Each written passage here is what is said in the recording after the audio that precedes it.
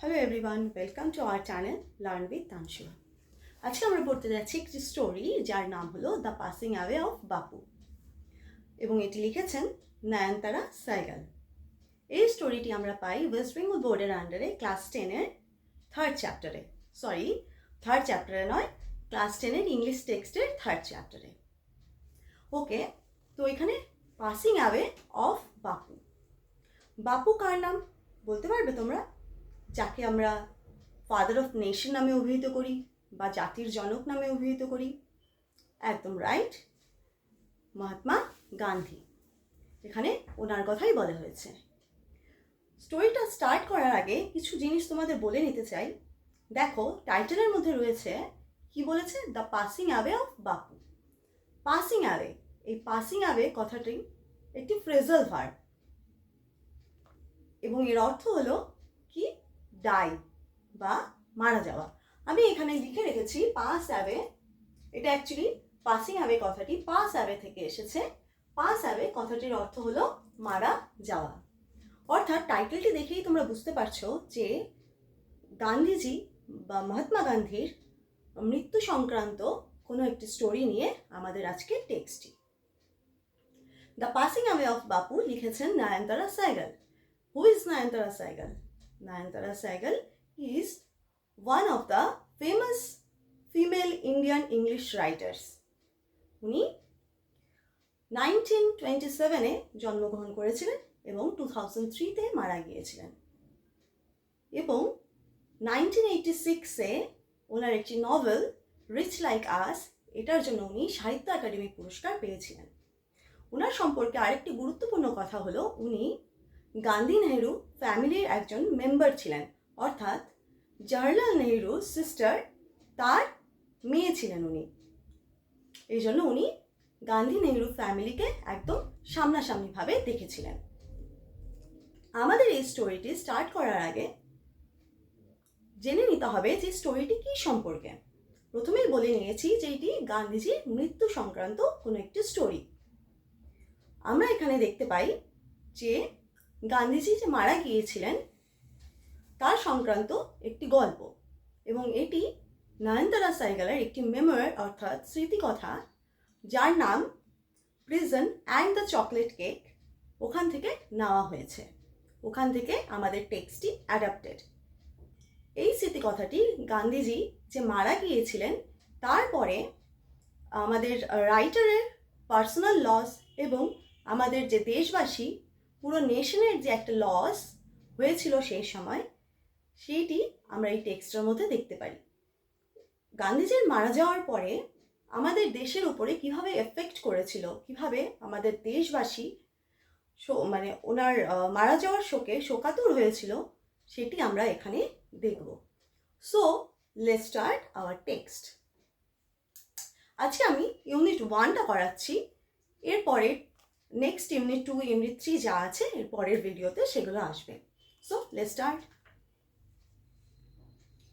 I was having tea at home on the evening of 30th January 1948 when I was called to Birla House by an urgent telephone. আচ্ছা, আমি জানুয়ারির 30 তারিখে 1948 সালে বাড়িতে বসে চা খাচ্ছিলাম।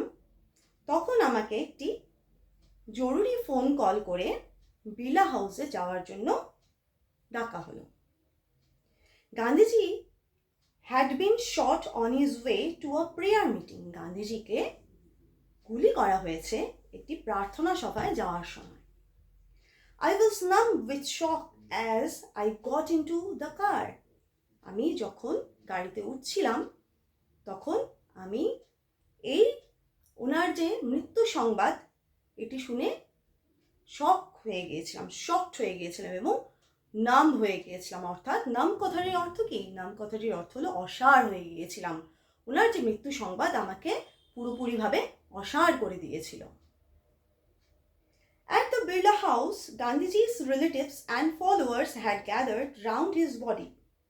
বিড়লা হাউসে পৌঁছানোর পরে আমি দেখলাম তার যে রিলেটিভস, তার আত্মীয় এবং ফলোয়ার্স অর্থাৎ অনুসরণকারীরা তার দেহকে ঘিরে রয়েছে।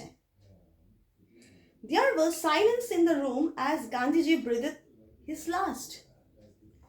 সেই ঘরটির মধ্যে যেখানে গান্ধীজি তার শেষ নিঃশ্বাস ত্যাগ করেছিলেন সেখানে একটি নিস্তব্ধতা বিরাজ করছিল।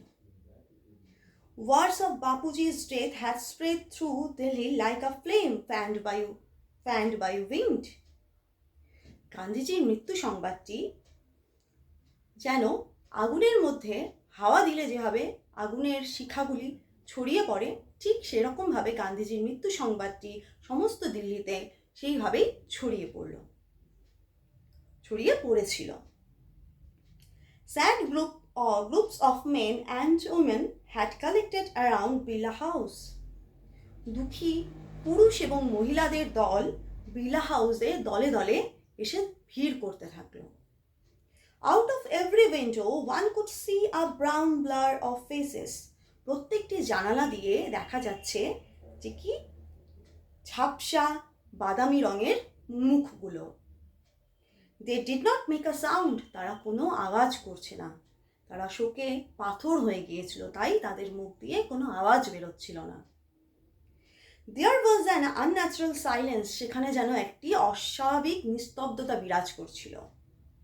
It was as if time stood still for those few minutes. যেন মনে হচ্ছিল সেই কিছু মিনিট যেন সময়টি থমকে দাঁড়িয়েছিল।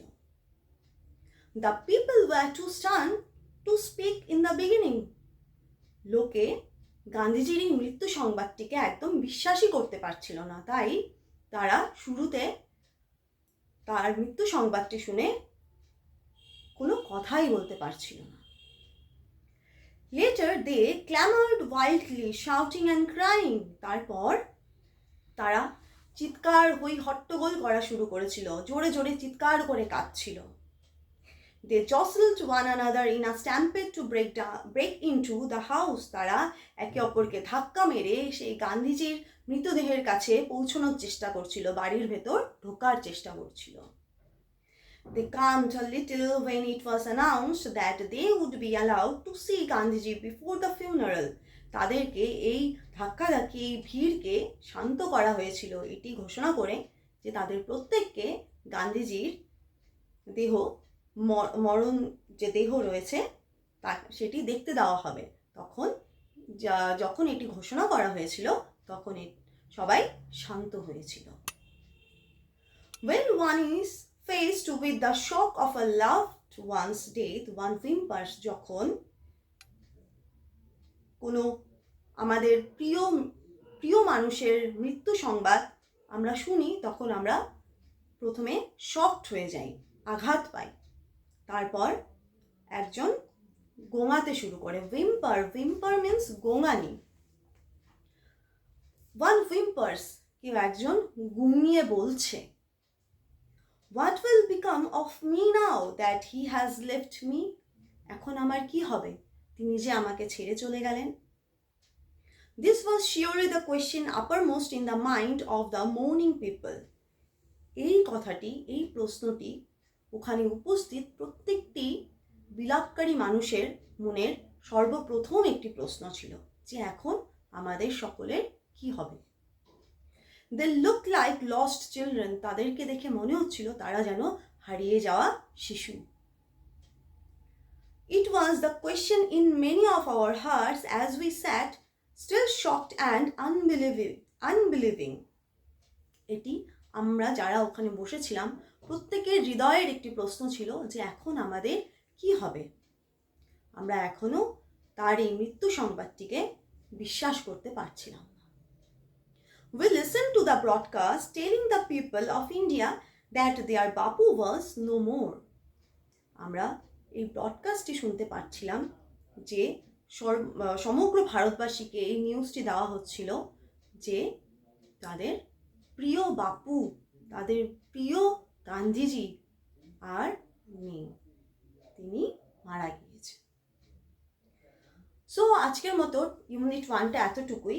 দেখো এখানে আমি কিছু ওয়ার্ডস লিখে রেখেছি এবং ওয়ার্ড মিনিংগুলো লিখে রেখেছি এখানে, তোমরা এটা অবশ্যই নোট ডাউন করে রেখো। আর যদি কোনো অসুবিধা হয়ে থাকে তাহলে কমেন্টে জানিও, আমি চেষ্টা করব সেই অসুবিধাগুলো দূর করে দেওয়ার। সো আজকের মতো এতটুকুই। আবার আমাদের নেক্সট ভিডিওতে দেখা হবে ইউনিট 2 ইউনিট 3 নিয়ে। সো যদি তোমাদের ভিডিওটি ভালো লেগে থাকে তাহলে অবশ্যই লাইক করে দিও এবং শেয়ার করো এবং চ্যানেলটিকে অবশ্যই ফলো করো। Till then, good night, thank you.